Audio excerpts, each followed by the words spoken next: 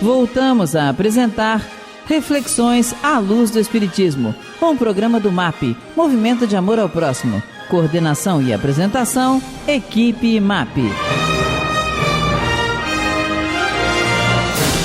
E nós estamos de volta com o nosso programa Reflexões à Luz do Espiritismo.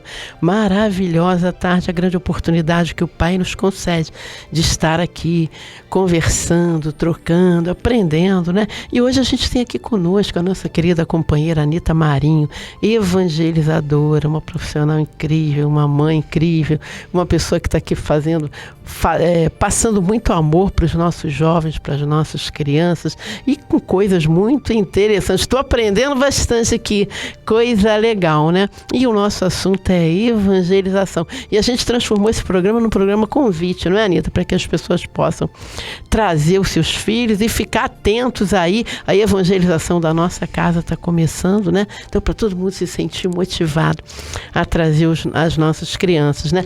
A gente fala de evangelização, eu fico realmente muito tocada, né? Hoje em dia já não dá mais tempo, porque a gente tem outros compromissos, mas a gente começou a evangelizar em muitas casas, inclusive aqui no MAP também, em outras casas, né? E esse ano a gente está lançando, viu, Anita, uma revista chamada Evoluindo, que é uma revista Fantástico. Que a gente já planejou há 30 anos atrás. Eu e a Cléo Mello, escritora, né? O altivo do Leon Denis nos pediu isso há 30 e poucos anos atrás, para as crianças do Celdinho, e a gente começou a fazer a revista, acabou que a revista parou, eu priorizei outras coisas, a Cléo desencarnou, e esse ano eu falei com o meu editor lá de São Paulo, eu falei, olha, esse ano a gente vai fazer uma homenagem à Cléo, porque a gente começou a fazer um trabalho da evangelização, e a gente resolveu fazer essa revista. E nessa revista a gente vai dividir aí direitinho, tal como você falou que vocês fazem dividido, né? E a gente vai ter até a evangelização de bebês, né? E a gente vai conversar com alguém que seja especialista em evangelizar crianças, evangelizar bebês, e a gente vai procurar, porque quando a gente vai nas palestras, as pessoas pedem, Dona Fátima, vocês podem, você que escreve livro, você pode fazer um material aí para nos ajudar, né, nessa questão da evangelização. Então a gente está preparando lá a nossa revista, a gente espera que seja de bastante auxílio para as pessoas, né? E a gente quer botar essa questão também da evangelização de bebês também. O que você acha? Como é que você vê essa questão? Você já tem a evangelização de bebês aqui? Ah, não. Não temos, mas eu acho fantástico. Já começa maravilhoso porque foi o altivo que pediu.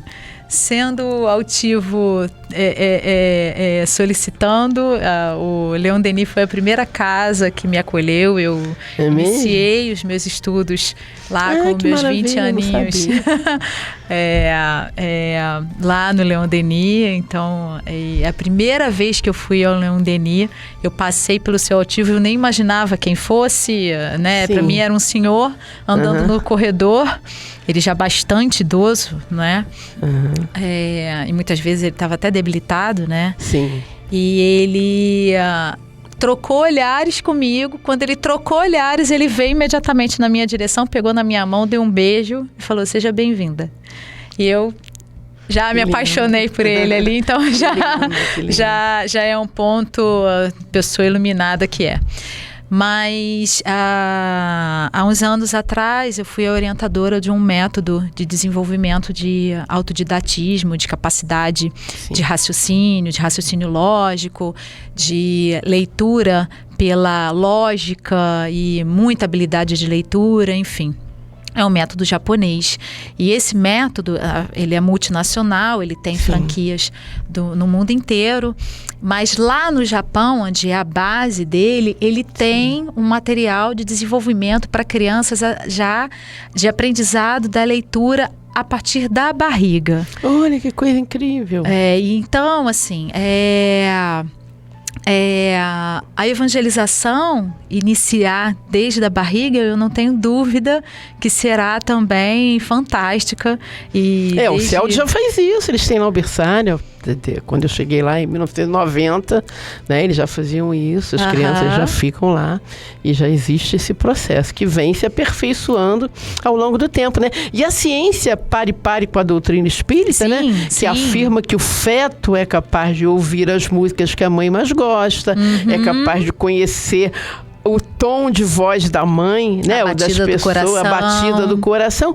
Por que não esse espírito também está recebendo, né, essas palavras de esclarecimento, né? Sem dúvida, sem dúvida. Até porque nós estamos falando com um corpinho, mas com um espírito que ali está, não é? Verdade. E mesmo que aquele feto ainda não possa não ter a capacidade de ouvir fisicamente falando, mas aquele sentimento que sai da boca de uma mãe, que conta histórias do Evangelho, que fala do Evangelho para o seu filho, é imbuído de uma energia de amor que vai na alma, né? Com certeza. Não é? Então eu não tenho dúvida que a evangelização talvez até surta... Para os dois espíritos, né? Porque às vezes, né, Anita, aqueles dois espíritos estão se reencontrando, às vezes numa situação não muito feliz. Exatamente. Né? Às vezes aqueles dois inimigos do passado estão ali perto. Olha aí uma oportunidade de harmonizar. Por meio do amor, do ou às vezes aquele né? espírito que teve problemas muito sérios no passado, ou com a questão da dependência, ou a questão do suicídio, e tantas outras situações, né, que a gente pode trazer. Olha que coisa incrível, né?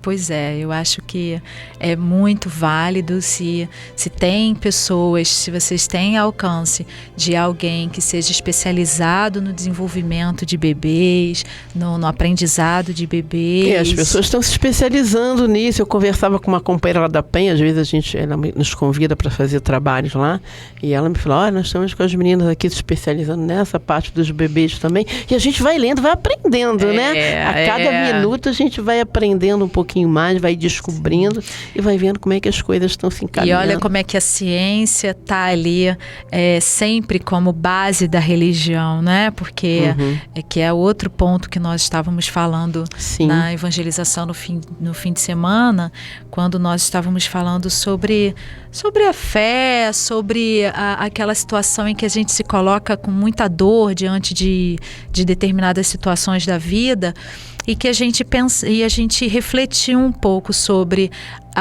o espiritismo, que é a base científica, é o estudo, é a busca do conhecimento, não somente espírita, mas de todas as coisas, né? Somando informações e formando ideias, para que você possa experimentar, vivenciar a filosofia de tudo, não é? E aí, com essa conclusão da ciência e da filosofia, da experiência diante do estudo que você fez, aí sim você passar a acreditar, e aí vem a fé raciocinada. E quando aí, quando o que foi bacana quando a gente pôde colocar durante a aula sobre isso, é o quanto os alunos têm a oportunidade de refletir sobre os seus atos do dia a dia, que é um dos grandes benefícios da evangelização para os adolescentes. Opa, é isso. Não é? Eles são enxertados de muitas coisas, esse aparelhinho celular. Muitas informações ao mesmo tempo, né? E para a gente adulto, às vezes é difícil a gente digerir tudo isso. Imagina para um E qual vai ser a minha decisão diante disso que eu estou me deparando? De qualquer coisa que seja, eu vou ter uma atitude baseado num valor meu. E se eu tenho a oportunidade de estar falando desses valores, de estar trazendo esses valores à tona, porque muitas vezes nós temos esses valores, mas eles ficam ali guardadinhos, ninguém fala sobre eles, a gente não troca ideias, a gente não traz à tona esses valores e às vezes ficam esquecidos. Às vezes coisas tão ricas para a gente conversar, trocar, não é? E oportunizar, né? E a evangelização é a oportunidade que a gente tem de falar de valores, de falar até daqueles valores que a gente não se orgulha muito, mas como que a gente também vai lidar com esses que a gente também não se orgulha muito, e como que a gente vai passar a refletir numa próxima atitude, e como é que eu vou utilizar esses valores. Isso também faz a grande diferença na vida de um adolescente. Né? De um adolescente, uma criança, de nós mesmos, né? Que às vezes eu tenho certeza que você aprende muito lá com os teus jovens. Eu lembro que eu evangelizei muitos anos na casa de Agostinho também. Aí eu sempre brinco com o Alipe, quando a gente está lá na sede às quartas-feiras, e ele brinca comigo. Nós ficamos 10 anos evangelizando pré-mocidade, né? E o quanto a gente aprendia. Aí, às vezes, ele vai tocar uma música também. Quantos compositores ali saíram também de música? Às vezes, ele vai tocar uma música. Lembra, essa aqui é do Marcos. No outro dia, eu tive a oportunidade de realizar um trabalho junto com um menino que foi meu evangelizando. E era uma palestra dupla. E quando eu cheguei lá, ele falou, você conhece o Marcos? E quando eu olhei, eu falei, nossa, mas eu conheci o Marcos. O Marcos era um pré-adolescente. E agora é um homem. Que bacana. E nós tivemos a oportunidade de dividir. Fizemos uma palestra cantada e foi muito bacana. E olha que coisa bacana da gente poder observar e poder comentar sobre isso, né? As vivências que a gente teve, o aprendizado, porque a gente aprendia muito, muito com aqueles jovens. E trazer a lógica do pensamento, não é? Dar oportunidade para que tenhamos um pensamento lógico, porque a lógica está em tudo. Né? Eu não sou da matemática, eu sou uma pessoa que me esforço, inclusive, em matemática. Da matemática é até meu marido, ele tem tudo na ponta da língua. Mas a lógica, ela não é matemática, ela é tudo. Então, se nós temos a capacidade de pensar logicamente, e essa é a base da formação do nosso raciocínio, né? Se nós temos essa capacidade, por que não falarmos de lógica? E falarmos logicamente dessas conexões, né, da ciência, da filosofia e a fé, da penso, logo existo. Essas lógicas, essas conexões, valores, utilização de valores, aplicabilidade, tudo é conectado, né? E tudo lógico. É bem bacana. Nossa, é incrível, bem bacana mesmo. E a gente está falando dessa questão do convite, da evangelização, de trazer as pessoas, de motivar os pais para que tragam os pais. Se você tivesse que definir evangelização, né? Evangelizar é...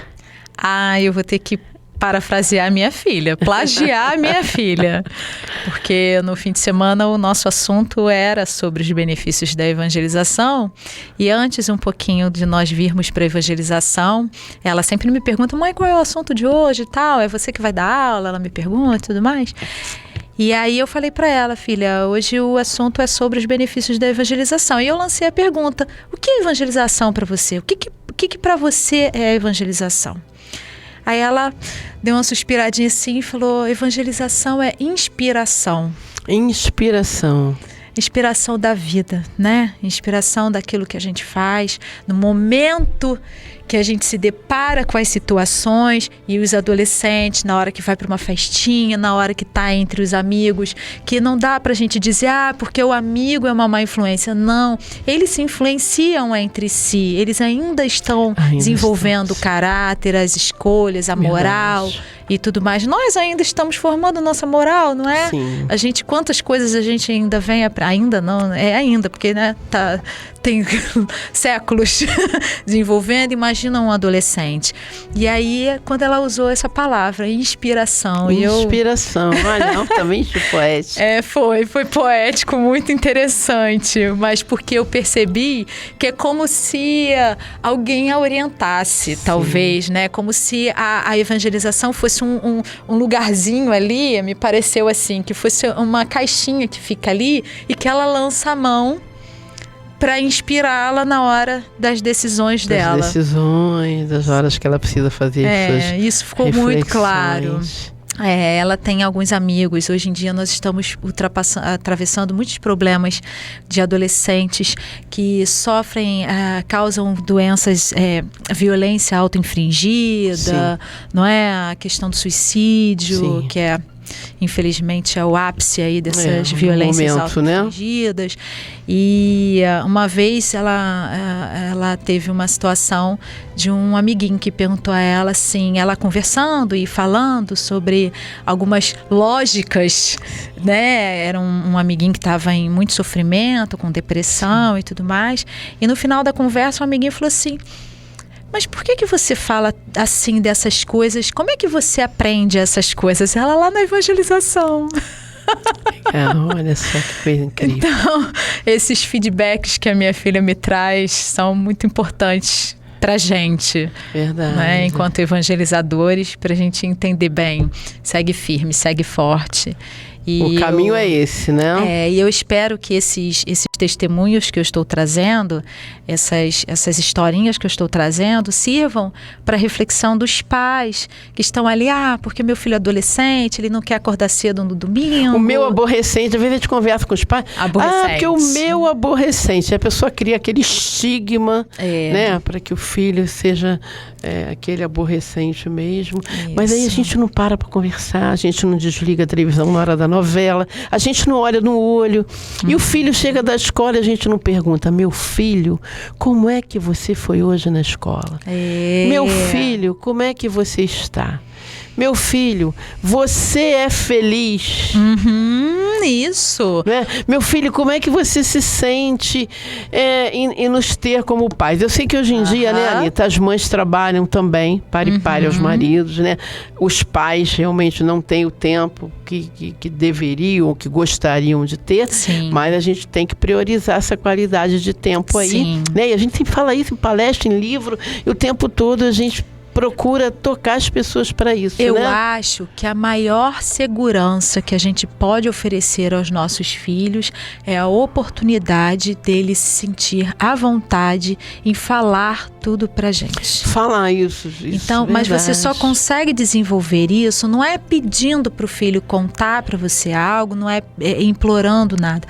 É conversando naturalmente, batendo papo, jogando conversa fora. Ele vai se sentindo à vontade, ele vai se sentindo leve, ele vai percebendo que você também passa por situações que precisa conversar e que precisa trocar. E que você se importa. E que você se importa e ele se apega mais e as conexões vão acontecendo, e a gente está falando de espiritismo, a simbiose energética acontece de fato. Acontece, claro, né? claro. E aí ele passa a se sentir mais à vontade para contar até aquelas historinhas que ele jamais contaria. Jamais contaria. Eu lembro que muito tempo, agora estou aposentada, trabalho só com os adultos, mas que eu trabalhei muitos anos profissionalmente também com jovens e adolescentes. E a gente conversava com aqueles meninos órfãos entre quatro paredes. Muitos, Sim. às vezes, muito humildes, mas a maioria muito de classe média muito alta, criados em condomínios luxuosos, com as suas babás, com as suas empregadas. E eu sempre assim procurei me aproximar muito dos jovens, conversava muito, mesmo no meu trabalho profissional, e muitos deles me diziam: professora, a minha mãe não sabe nem com que roupa eu saí de casa. Sem dúvida. O meu Professor, marido... eu queria tanto que a minha mãe prestasse atenção. Eu queria tanto saber que a minha mãe se preocupa comigo. Não é só me dar o dinheiro, uma mesada às vezes altíssima, podia comprar tudo o que queria, mas e aquele olho no olho? O meu né? marido tem uma expressão muito interessante. A nossa filha veio para nós por meio da adoção, ela nasceu para nós aos 10 anos. E o meu marido fala que todos os filhos, sendo eles nascidos da barriga da mãe biológica e convivendo com a mãe biológica, ou tendo sido adotados, mas todos os nossos filhos são adotivos, são adotados. Porque existem filhos que nasceram da barriga daqueles que estão ali, seus pais, mas não foram adotados pela sua família. Sim, e são órfãos de quatro paredes. É verdade. Eu presenciava muito isso, uma coisa assim, muito assim, que me deixava muito triste. Né? E a gente via, às vezes, parava o carrão na porta, um carro muito caro. Você via que pessoas de altíssima condição financeira, mas sentavam o pai, ou às vezes quando saía do trabalho mais cedo, a babá, ou seja lá quem for, e as pessoas ficavam totalmente mudas. As pessoas não se comunicavam, não falavam, não olhavam nenhuma para as outras. Pareciam robotizados.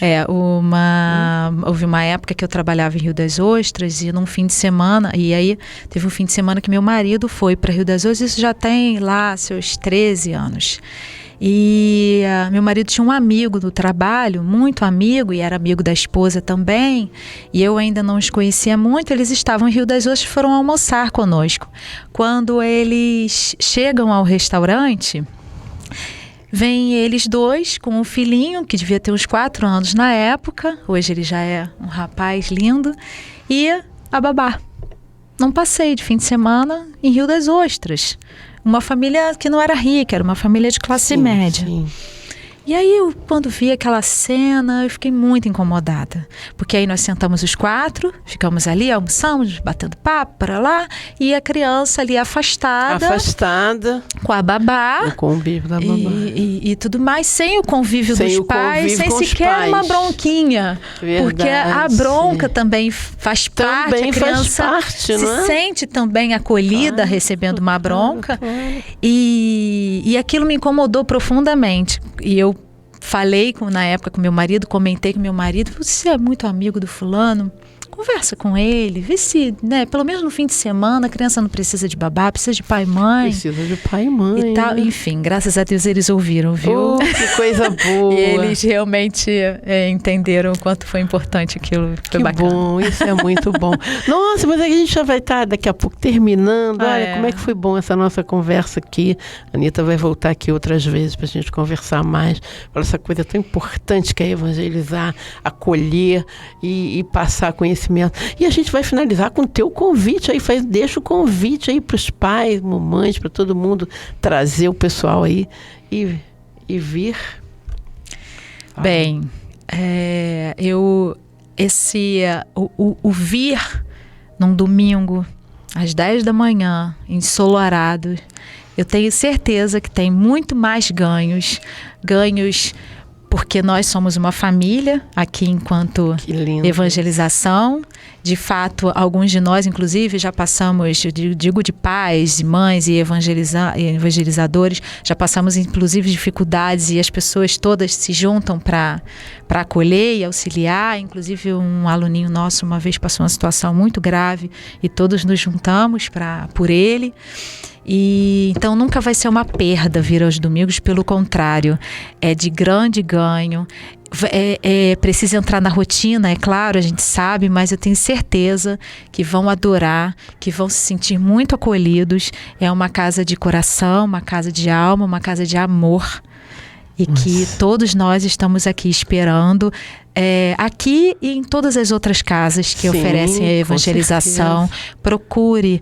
Tenha certeza, vai valer a pena. A colheita é certa, não tenho dúvida. Não tenha dúvida, né? Então isso aí, que os pais, os papais, os responsáveis, que as pessoas possam pensar bastante nisso, né? Eu vou à casa espírita, mas eu também preciso trazer as crianças, motivar os jovens, né? De repente participar da reunião de estudo que vai nos fazer aprender bastante, né? E é para isso que a gente está aqui, para a gente aprender bastante. Maravilha esse programa de hoje, né? E a gente aprendeu muito aqui e que fique aí essa nossa vibração de amor, de paz, de carinho para todo mundo. Agradecemos o prazer da sua companhia. Eu que agradeço muito. E que muito. Jesus nos abençoe, né? Que outras vezes você possa estar aqui com a gente. Que todos sejam abençoados. Agradeço muito. Agradeço a Fátima, a equipe. Que todos estejam em paz, viu? E a gente está lembrando aqui, gente, Seminário Beneficente Divaldo Franco, tema Loucura, Obsessão, 26 de abril de 2020, o Espiritismo Explica, domingo das 9 às 13 horas. Essa você também não vai perder, né? Olha que momento importante de estar ouvindo palavras lindas do nosso querido Divaldo Pereira Franco, de estar nesse domingo com a sua família, né? Ouvindo palavras tão importantes. Então já estamos terminando. Paz e bem. A Rádio Rio de Janeiro apresentou Reflexões à Luz do Espiritismo, um programa do MAP, Movimento de Amor ao Próximo. Coordenação e apresentação, Equipe MAP.